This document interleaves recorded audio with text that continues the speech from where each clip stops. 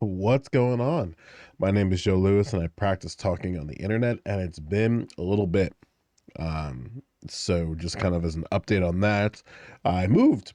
So the lighting's going to be a little bit different. It'll hopefully be a little bit more quiet, just generally speaking on my end. That's stuff that you won't be able to hear. But yeah, it's been a little bit of a weird, wild ride, but we're on the back end of it. So I wanted to kind of get back into the swing of doing content and getting things out to y'all, so we can have like a good experience and stuff together. I guess that's the word. I don't know. I want to talk today about something that I'm noticing. The more I deal with people and parents, and I posted it on X, but there seems to be this idea that children are not these sort of they're just not persons. This idea that children aren't persons, and because they are not persons, then we have to take on the responsibility of their personhood. And basically what that kind of looks like in practice is that we sort of remove this idea of personhood from children, and then we gradually sort of teach it to them as they get older. And I'm not exactly sure if that's the correct course of action. Um, when I'm seeing or have been seeing the conversations about race and gender and how these two things relate to your educational and personal development, I'm noticing a lot of really weird argumentation. I guess the word's argumentation that, oh, these educators should not be doing this because they are children, or they should be going about this way because they are children. I think there is something to say about having content that's age appropriate, obviously, but age appropriateness isn't also hampering. I don't really know how to properly describe it yet, but it always seems to be that when we talk about these things, whether it be gender, whether it be like sexuality, whether it be about race, social topics, there always seems to be this sort of caveat or personhood removal that, oh, these individuals that we are talking to about this or having discussion or education about this are not actually people, so they shouldn't be privy to the nuance that exists as a person within that. And I'm not sure if that's correct to go about it that way. And I don't really have the answer to what the proper quote unquote way is, but I am seeing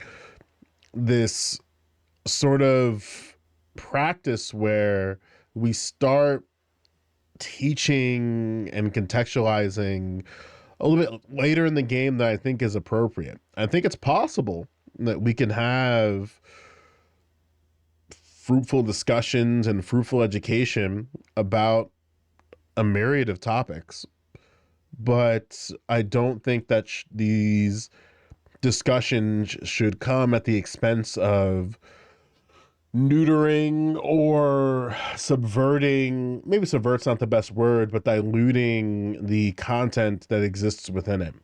I think it's totally, I don't think kids are stupid. um, and I think for a lot of people, to no fault of their own, sometimes they think passively that kids are stupid. And because kids are stupid, then they're not allowed to have the full conversation that exists within that. I'm gonna change slides. Um, so that's just kind of been on my mind as the new school year has been going in and doing its thing. That there's a lot of dilution of personhood within navigating these conversations. And the way that, like, the simplest way of dilution is that we, like, kids might not be able to sort of like speak their idea to like clearly, or they might not even be able to speak if they're at a certain age, but they're not the same as like a dog, if that makes sense. I think for a lot of times it always feels like we treat children like animals, And then as they develop, then all of a sudden it's a point where now we can have this discussion. I think like that's a little bit just too late in a lot of instances where we should be having these educations and discussions about just the world around us earlier for children. And they need to be in the way that's honest about what's happening. And even sometimes, like, engaging with the idea that some of the things in our world that we do make no sense. And it's okay for a child to sort of question the validity of even going about something in a particular manner. I think that's totally fine and justifiable. But I know a lot of parents, when a child asks a difficult question or articulates a difficult idea, then there's like this pushback that exists within that.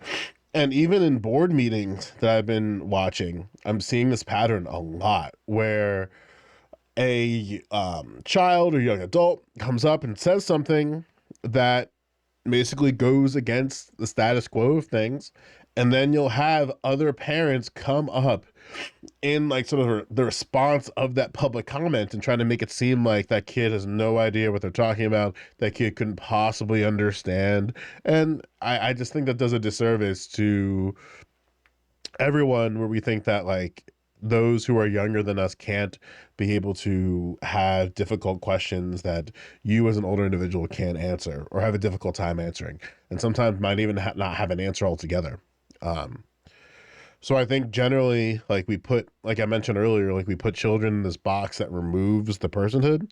And then when we try to teach them what it means to be actually a person, it's a little too late in the game. And I think that we gotta modify that so it's a little, one, sooner, and two, doesn't dilute the overall content that exists within those discussions. Like we can talk about gender and race to kids, and we don't have to dilute the discussion within that. And there's a lot of reasons why we shouldn't. And I'll probably cook something up to sort of build that argument a little bit better. That's not this divorced from this video. But yeah, there's kind of like just an observation that's been bothering me. Um, Especially since we're at a interesting point in education where I think like we are seeing the shift, we're seeing the readjustment in a post-COVID landscape. And COVID's not over, but in the post landscape of having to be, we'll say, subjected, quote unquote, to shelter in places and stuff like that, even though I think we should probably go back to it. But yeah, I just think that we need to have better conversations to kids and young adults and not treat them less as a person or as like a theme of property or stuff like that, you know? And maybe this is just growing pains of like the post CRT movement or anti CRT movement, anti woke movement. Maybe this is just growing pains of people realizing that, oh, actually, everything that they thought was like that they thought was happening wasn't. And we're just having just like a growing pain of adjustment into a new landscape of conversation. I think that's probably what's closer to the truth that's happening. That people are finally like having to deal with the consequences of the social construction of gender and race, and that acknowledgement and dealing with that is uncomfortable for some people. Um, but it's a constant pattern that we just kind of treat kids like they're animals. And because they're animals, we're not supposed to tell them, we'll be able to engage with the complicated thing or talk to them about the complicated thing, stuff like that. Um, but yeah, it's kind of been on my mind. I'm probably gonna do a stream about it and get some content together with it on that. And even within this transition to a new living situation and stuff like that, I want to thank those who are still Patreon supporters in this sort of whirlwind of the past few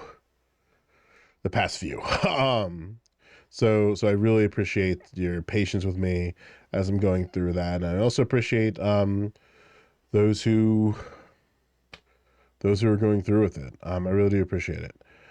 But anyway, I'm out of here. Hope you have a great rest of your day or afternoon where you find yourself on it. Um, and I'll see you soon. All right. Take care.